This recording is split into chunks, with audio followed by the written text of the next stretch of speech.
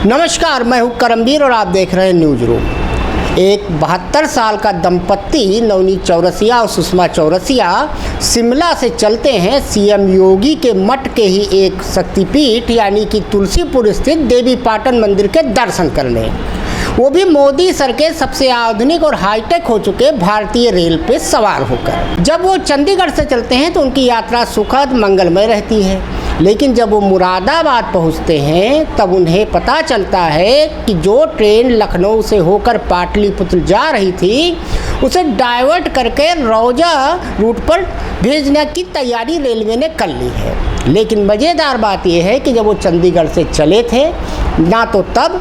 उन्हें कोई इसकी सूचना दी गई थी ना उन्हें आगे दी गई। दूसरी घटना क्या घटी कि ये ट्रेन 8 घंटे लेट भी थी। तीसरी बात क्या हुई कि ये थर्ड एसी के दोनों यात्री थे और बुजुर्ग भी हैं, 72 साल के, लाजमी बात है कि बुजुर्ग ही होंगे।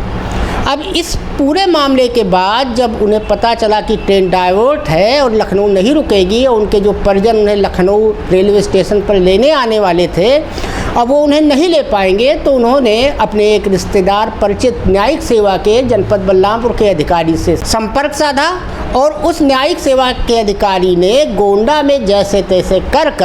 वह ट्रेन रुकवाई। तब जाकर वो उतरे। उतरने के बाद जैसा कि वो सोच कर आए थे, वो देवी पाटन मंदिर गए,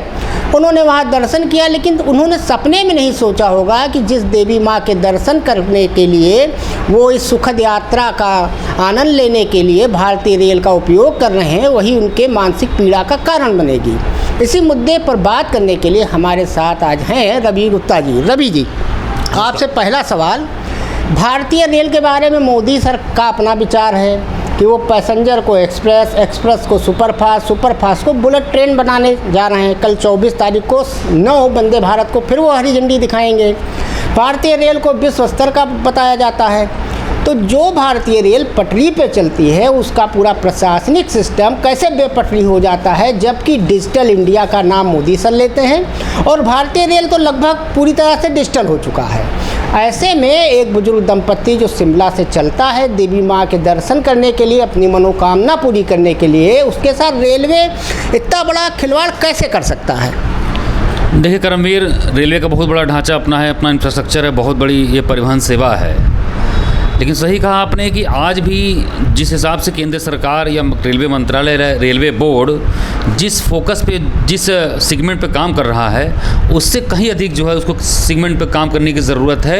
एक तो सुरक्षा और संरक्षा पे रेलवे की, कि यात्री अगर वो रेलवे में चल रहा है, ट्रेन में चल रहा है, क्योंकि रेलगाड़ी एक ऐसा परिवहन सेवा है जिस एक रेलगाड़ी में कई प्रकार के डिब्बे होते हैं और हर खासवाम, हर वर्ग का मुसाफिर उसमें सफ़र करता है। तो ऐसे में अगर किसी भी एक डिब्बे में या किसी भी एक पटरी पर कहीं से भी कोई संरक्षा के दृष्टिगत या किसी प्रकार की कोई जो है अनियमितता होती है, दिक्कत होती है, तो वो सारे रेलवे उस रेलगाड़ी को, उस पटरी को, उस सारे रूट को डिस्टर्ब कर सकती है और अन्य ट्रेनों के आवागमन पर भी वह कहीं ना कहीं रोक या ब्रेक लगा सकती है। जहाँ तक सवाल इसका है कि उन बुजुर्ग दंपत्ति को समय से क्यों नहीं जो मैसेज दिया गया, रेलवे को इस बारे में सोचना चाहिए। उत्तर रेलवे को यहाँ बनारस से लेकर उत्तर रेलवे नई दिल्ली मुख्यालय, अम्बाला, फिरोजपुर और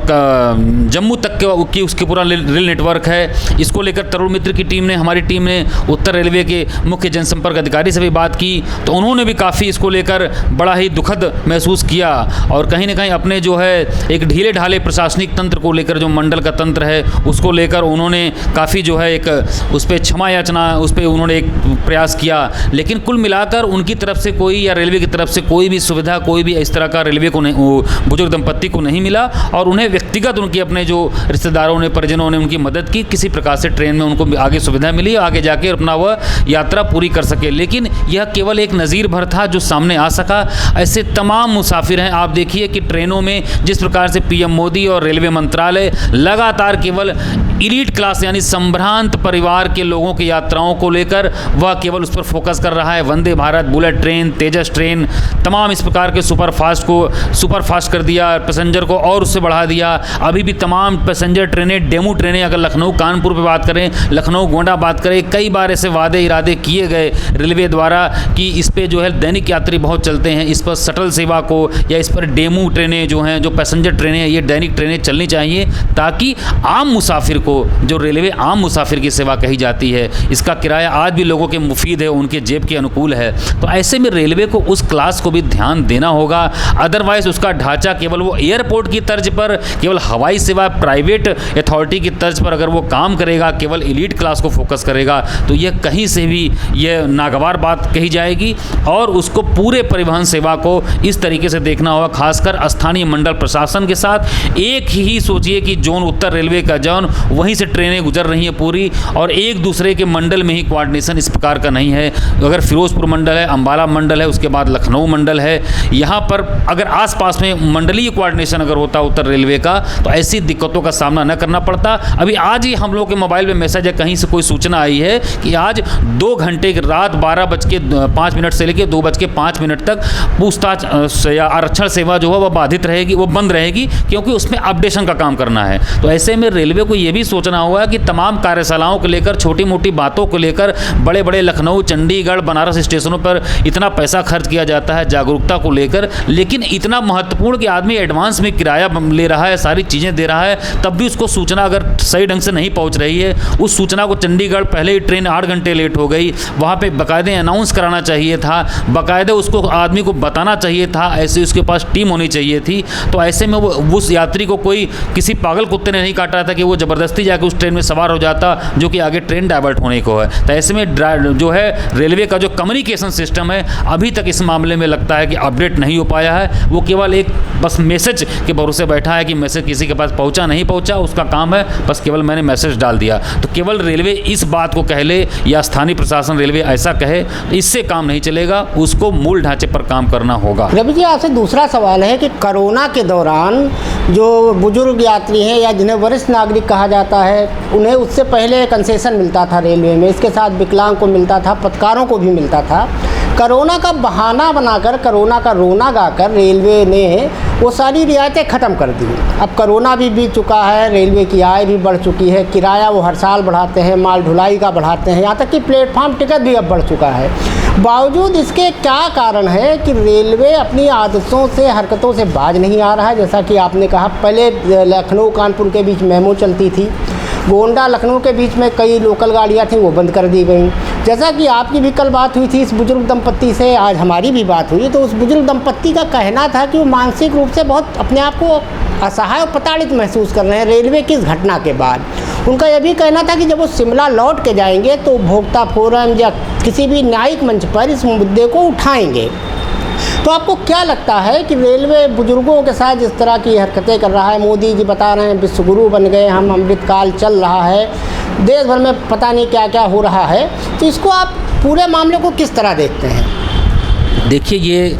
ये अब जो आपने बताया कंसेशन जो रेलवे का, ये कई बार ये मुद्दा जो है विभिन्न मीडिया के माध्यम से रेल मंत्रालय के सामने, केंद्रीय रेल मंत्री अश्विनी वैष्णव जी के सामने, तमाम यहाँ पे जीएम लखनऊ में दौरा करते रहे, उनके सामने उठाया गया। तो उन्होंने साफ तौर पे कहा, यहाँ के जो जोनल रेलवे के तमाम लोगों ने, ये मंत्रालय का ये निर्णय है, ये सरकार का निर्णय है, ये पॉलिसी का निर्णय है। तो ऐसे में क्या ऐसा तो कभी नहीं लगता कि नहीं, वो खुद जो है 72 साल के मोदी जी हो गए हैं, तो उनको ये खुद सोचना चाहिए कि अगर जब सारी आर्थिक गतिविधियाँ कोरोना काल एक तरीके से ख़त्म हो गया, मेडिकल रूप से सारी चीज़ें, सारा जनजीवन सामान्य हो गया, सारी चीज़ें सब कुछ ठीक ठाक हो गई, तो ऐसे में जो सीनियर सिटीजन्स को, दिव्यांग को, साथ साथ पत्रकारों को भी मान्यता प्राप्त पत्रकारों को जो रेलवे में कंसेशन मिलता था, उस चीज़ को, उस व्यवस्था को रेलवे क्यों नहीं बहाल कर रहा है, यह समझ से परे है। यह कई बार मुद्दा उठाया गया, लेकिन रेल मंत्रालय या रेलवे की तरफ से बार बार यह केवल एक